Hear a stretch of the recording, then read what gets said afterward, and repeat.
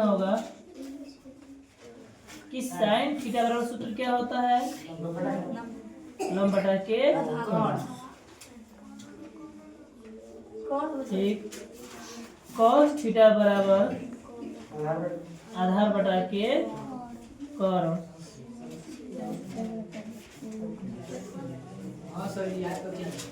tan theta बराबर लंब बटा के आधार,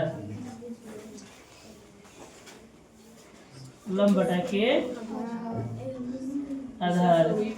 ये 3 फॉर्मूला होता पूरे यानी हाई से डिस्टेंस खत्म करने के लिए। इसमें पहले फिगर समझ लो।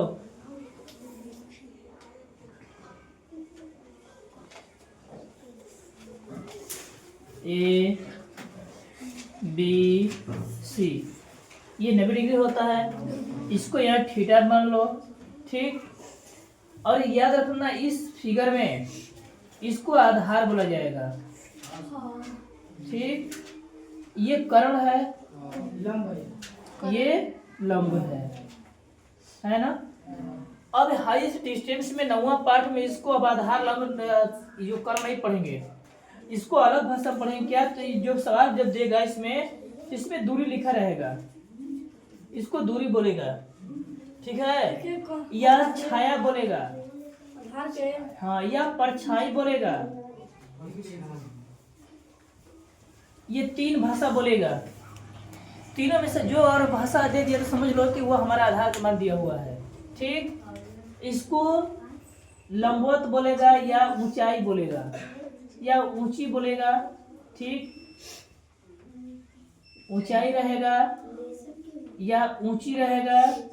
ठीक, या कोई खंभा रहेगा या कोई मीनार बोलेगा। तो बस याद रखना कि ये सीधा रहेगा, मीनार जो भी रहेगा वो ऊंचाई का मान होता है। इसको इसके सिवा क्या बोलेगा, तो डोरी की लंबाई बोलेगा, डोरी की लंबाई। या सीढ़ी छत पर लगाया गया हो, सीढ़ी की लंबाई, सीढ़ी की लंबाई, इसको ऐसे बोलेगा।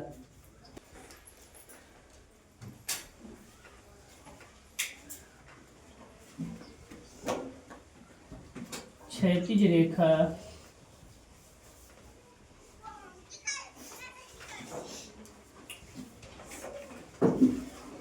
तथा दृष्टि रेखा से बने कोण को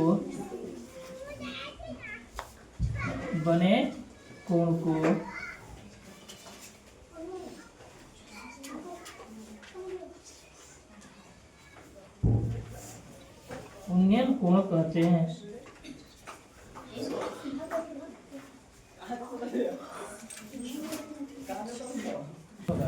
ठीक है, यहाँ पर जो बनेगा उसको उन्नयन कोण बोलेंगे, उन्नयन कोण। ठीक है ना, जो भी डिग्री मान दे रहे समझो कि ये उन्नयन कोण का होगा। यहाँ से कोई व्यक्ति यहाँ पर मतलब कोई चीज रखा हुआ है, हम तुम्हें यहाँ से देख रहे हो। ठीक, यहाँ से देख रहे हो तो इसके और इसके बीच में और आधार रहेगा। तो जो आधार जो भी अगर वस्तु अगर यहाँ पर खड़ा है तो मीनार धरती पर ही रहेगा, और कुछ दूरी से ऊपर ताकोगे अगर उसके ऊपर रस्सी से दिखाई देता है तो इसके और इनके दोनों के बीच में बने कोण को उन्नयन कोण कहा जाता है। और लिखना अवनमन कोण, अवनमन।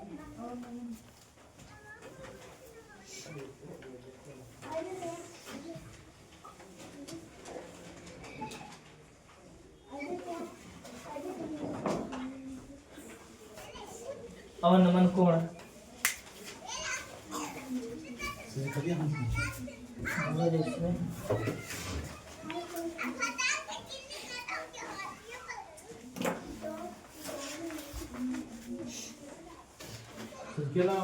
सुगर वाला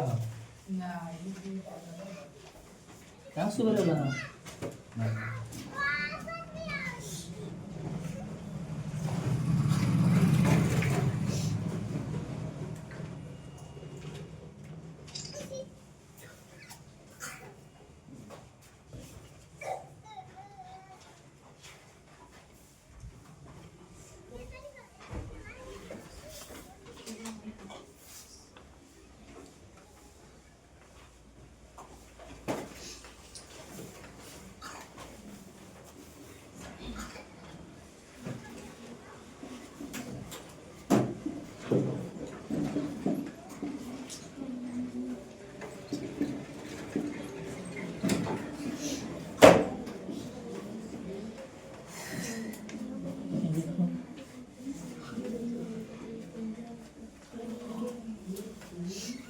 किसी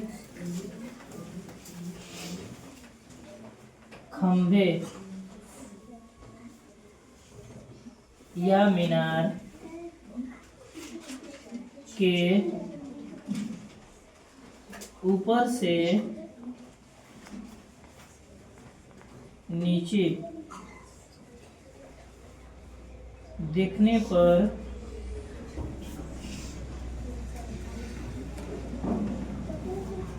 उनके और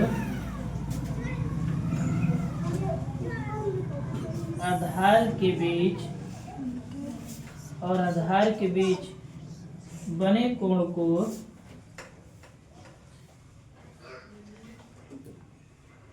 अवनमन कोण कहते हैं।